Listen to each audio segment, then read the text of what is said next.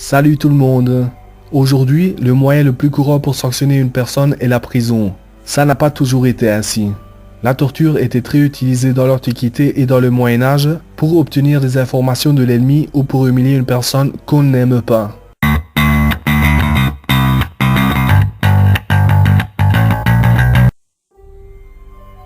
Le taureau sicilien. C'était une méthode utilisée dans la Grèce antique. La victime a été placée à l'intérieur d'un énorme four ayant la forme d'un taureau.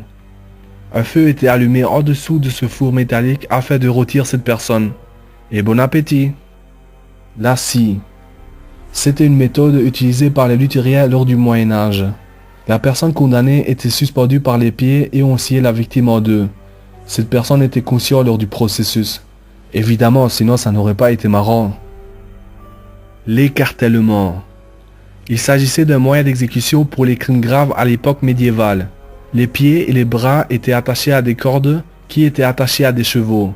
Ensuite, ces animaux partaient en galop pour arracher la personne en plusieurs morceaux. Ah, ils étaient fous à l'époque. La poire d'angoisse. C'était un moyen pour punir les menteurs, les homosexuels et les femmes ayant eu une relation sexuelle avec le diable. Évidemment avec le diable en personne, pourquoi pas? On le plaçait dans l'anus, le vagin ou dans la bouche pour l'ouvrir à l'intérieur de la personne. Franchement, une femme qui couche avec le diable, c'est ce qu'elle mérite. Le supplice du rat. Pour moi, cette méthode est la plus cruelle. Les fans de Game of Thrones connaissent ce moyen de torture car on l'a utilisé à plusieurs reprises. On mettait un rat dans un seau placé sur le ventre de la victime. Ensuite, on chauffait le seau.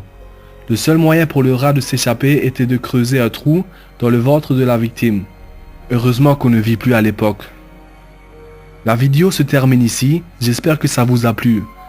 N'oubliez pas de vous abonner et partager la vidéo. À bientôt.